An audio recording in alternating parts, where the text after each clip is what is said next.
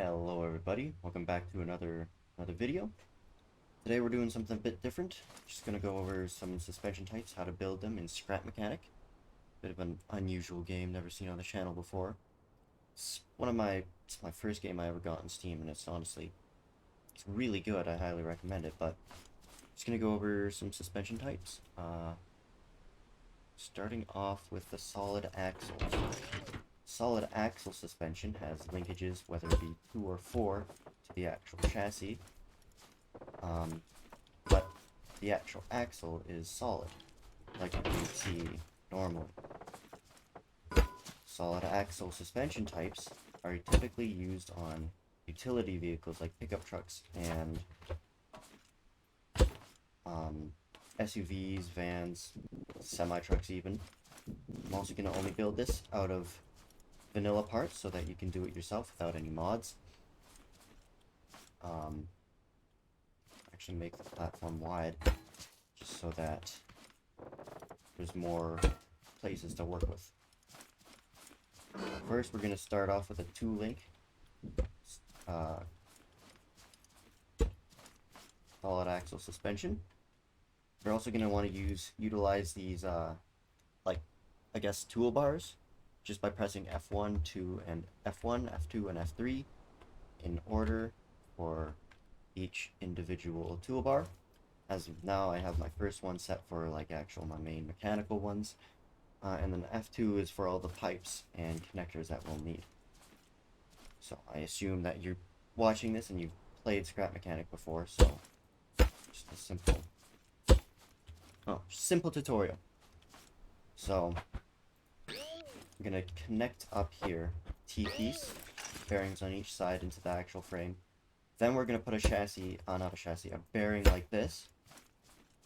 Get our straight pipes, like that, to allow for torsion, because it's not actually torsion, but since Scrap Mechanic can't simulate torsion, that's just how we're going to have to do it.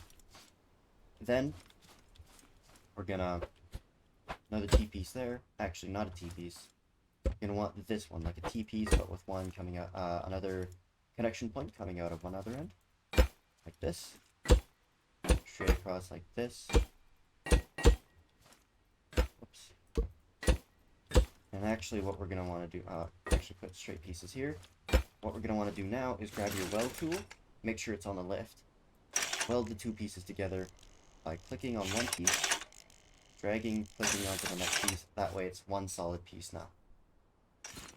Then we're going to go grab our block of choice. I'm using the extruded metal block just because, well, it works. Looks kind of nice. And we're going to go up like this. Create the actual chassis linkages for the spring, which I'm just using the off-road spring, because it allows for much more, what do you call it, travel, to allow the suspension to travel more. Then you're going to put a bearing like that, and then a block or a piece or whatever, I'm just going to use a block on the bearing and the suspension piece, and I'm just going to get rid of these, put a bearing on the end on each side. Then put your wheel of choice. I'm just using the vanilla large wheel. And then should be good. I'm just going to put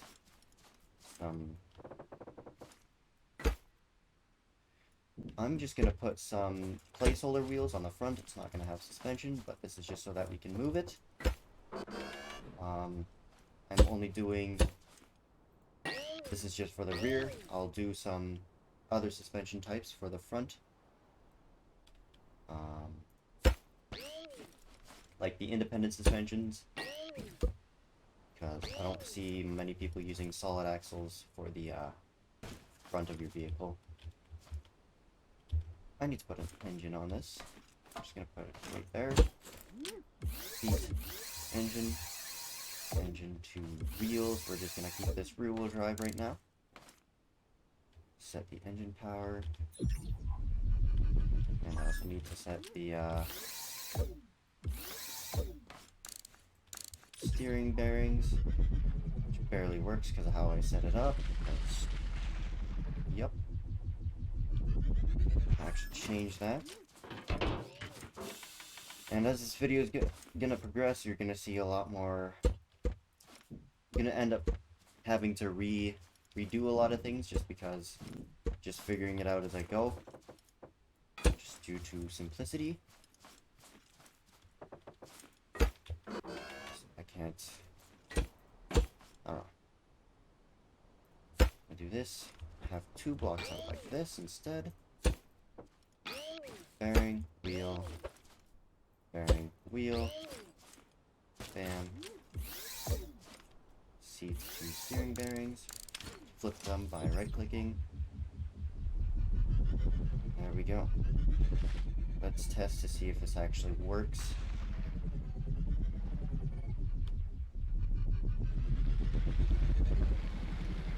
It's pretty stiff, probably because there's not much weight. Okay, it's not working.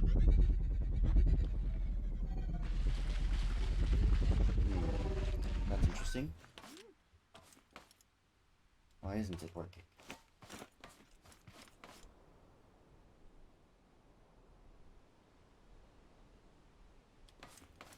Let's just delete that.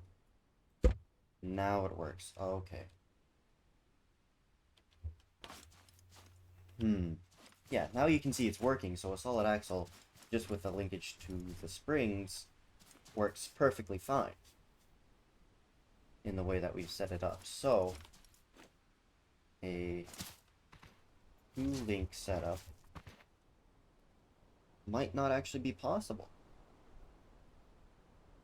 Not unless we put a spring in the middle of the actual axle, which is not very realistic, because an axle is a solid piece. That's the reason why it's called a solid axle suspension. So, yeah, I guess it's just not possible, but I mean, if you want to try, you can. All you really need to do is have, like I said, have a connection here on the actual chassis there, and then bearings, T-piece, or just a corner piece, an elbow piece, connect up, and figure it out there. But basically all you need, solid axle, make sure it's welded together, have the springs connected to the actual chassis arm here by a bearing, block, or elbow piece, or whatever, in like that. Hope that makes sense. Didn't realize that a solid axle wasn't actually going to be possible. So we're just going to keep this on the back, and we're going to go into the independent suspension now, which I'm just going to keep to the front because the front end is probably the most complicated because you have to accommodate with steering. You have to accommodate the steering. So just going to get rid of all of this. So we're just going to start with probably single link. Probably the simplest independent suspension you can do.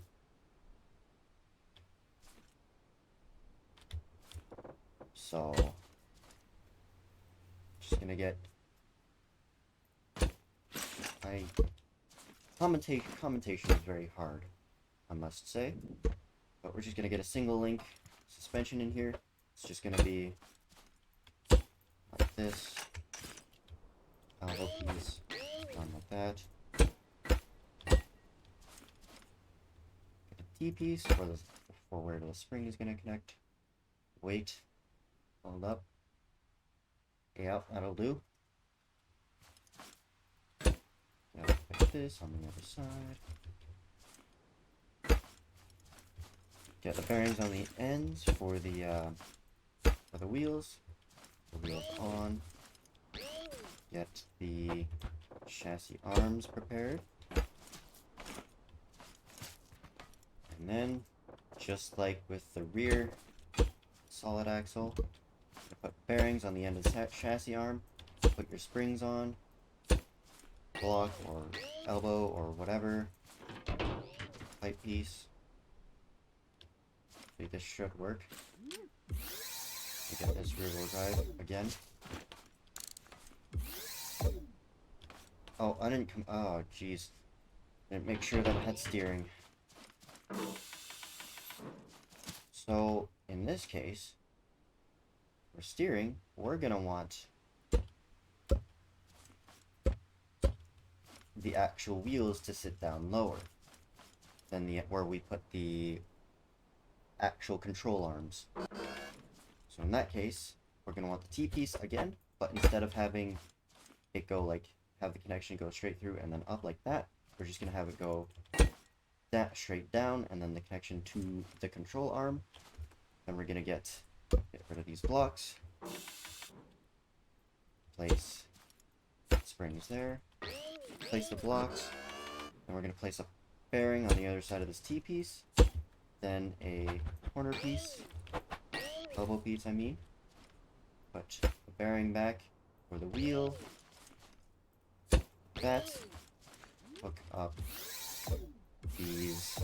the steering bearings, and when the steering bearing is upside down like this, it's connecting upside down into the elbow like this, how it is now, you're going to want to right click on the bearing to switch the direction in which it will turn, and then you got it. It's turning properly.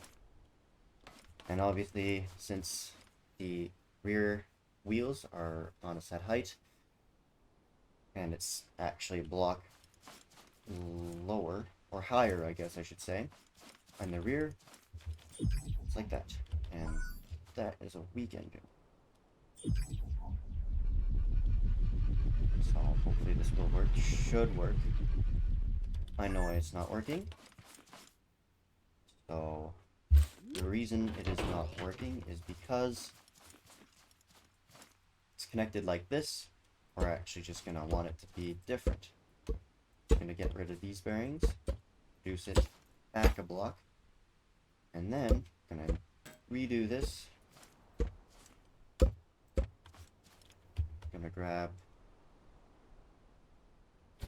Actually grab a new piece, a small pipe corner. So instead of it being an elbow, it'll be kind of like a T-piece. Put it like this. Have it like this. This will be a bearing that'll connect to an elbow piece. This elbow piece will be where the spring connects.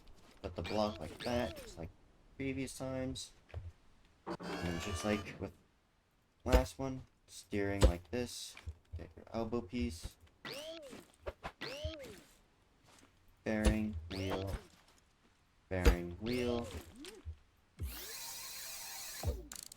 Get your steering bearing set up. There we go, and look at that. So in fact, how independent suspension like this works is that since this is the control arm, it rotates like this. In like a circle, it rotates circularly in a circular motion. Jeez. So since these springs have no stiffness to it, it shows you how it rotates. Like it rotates in a smooth circle like this, which adds camber to it, which will add camber the more the spring is compressed. So that's why you want to increase the spring stiffness. Probably just like that. And this should be working. You can see it visually glitches when I turn. That's okay, it's only visual, even if it doesn't look like it. But it's super smooth, it works very nice. It's very nice to look at as well. So that's how you make a single control arm, single linkage kind of setup. Now, if you wanted a double wishbone type suspension, why is that backwards? Guess we can do that. I mean, honestly, this is just the basics. You can have as many control arms as you want. You can have it be like this, and then have there be a connection, have that be a T-piece, another bearing, and then have another control arm going this way. Could do that. It might work. Actually, I'm gonna see if it will work. curiosity and because it should work. D-piece, that, then another bearing. We're gonna extend this out by 1. That like that. And now here's kind of where another issue comes in, is because we're gonna need bearings in here. Places to put the actual stuff. The control arm where it will link up. Jeez. Connect this to the rest of the chassis, just like that. This so that the actual suspension doesn't fall off. Get your T-piece, that, and connect it up like this. You're gonna need to weld it. So just like this, or like that. Get this down here.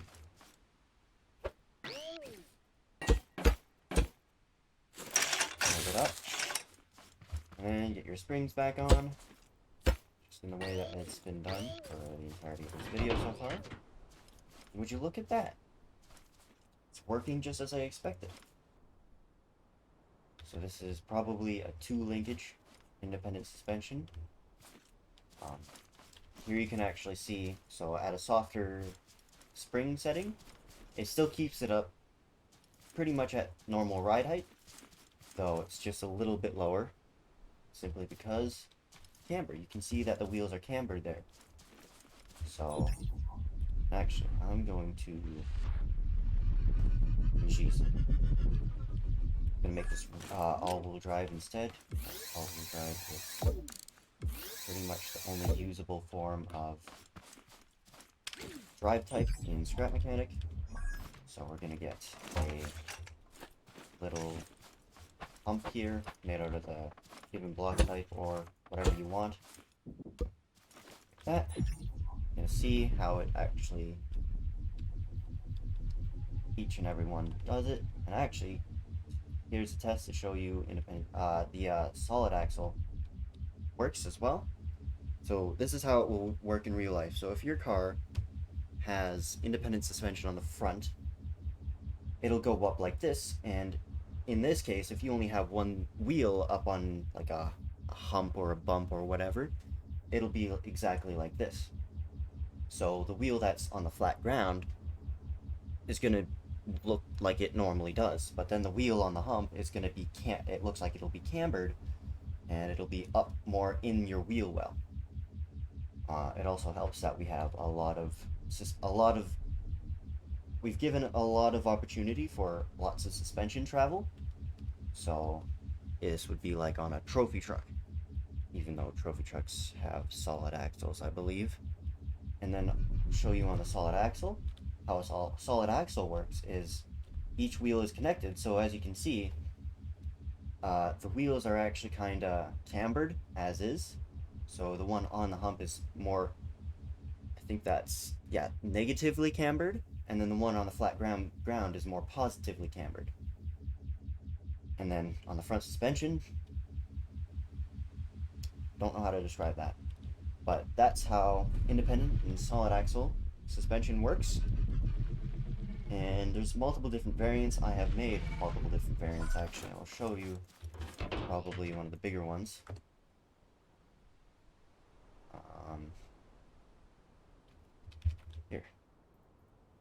Here we go. So here's one I built a while ago. It uses mod parts. So the wheels are modded, and that's it. So this it's a lot bigger because I was experimenting then. And it uses just standard blocks, thicker pipes. This one is also probably more realistic, but it is a double wishbone suspension. So this is pretty common in American cars, pretty much from the 1940s to about the 1980s. So usually the suspension setups for American cars in that time period would be double wishbone in the front, and then solid axle, 4-point solid axle suspension in the back, which is has leaf springs. But here we can just basically just dissect each individual part. So here you have the lower control arm, which connects to the frame here. I have the pipes there because it has a reduced hitbox, makes it rotate much smoother, much easier. Lower control arm goes into bearings, connects to the steering bearing piece, which is just its own single thing. It's isolated, which that then goes steering bearing right there. These are free spinning bearings. The steering bearing then connects to the hub. Then the hub has, just like on the bottom, just a single block, which actually this connects, it's not even a single block, it's 2 blocks that connect to the spring. These 2 blocks are connected to the hub by 1 free spinning bearing and 2 free spinning bearings to the upper control arm. So I think the hub is still there. Yes, it is. So we'll get this. It's a very big vehicle, kind of hard to turn. Once again, since it's independent suspension, although I do have a tie rod connecting the front suspension together. Jeez. Actually gonna get rid of that because I think that's, yeah, that's ruining how it should work normally. So just like this, as you can see, the passenger side suspension is perfectly straight, as it would be normally if it was just on flat ground, and then the driver's side suspension, which is on the hump, just a little bit compressed, and I think these springs are very, very stiff. So we're going to reduce that. You can see it like that. But basically, this is the gist of how pretty much all suspension types work. Most vehicles nowadays, mainly sedans and all of that, sedans, hatchbacks, station wagons, coupes, use independent suspension, whether it be McPherson strut, multi-link, double wishbone, torsion bar. Most sedans and all of that, actual passenger vehicles, actually cars, use independent suspension on front and rear. Meanwhile, utility vehicles like pickup trucks and vans, minivans, maybe not minivans, but definitely like panel vans, semi-trucks use solid axle, at least in the rear. That'll be it for this video. If you have any questions, I can make another video on it, going to more depth on more suspension types. If you have any questions, I can answer them. Just comment down below. Thank you for watching this video. It's very quick, very simple. So yeah, it's been a while in upload. It's just to fill in the gap. So hope you enjoyed the video. Hope this helps. Probably won't do good, but well, if you like it, like, subscribe, comment, whatever. If you think you know someone who it would do good, would help with, just send it to them. Thank you for watching this video. Probably, yeah. And that's it. See you all later.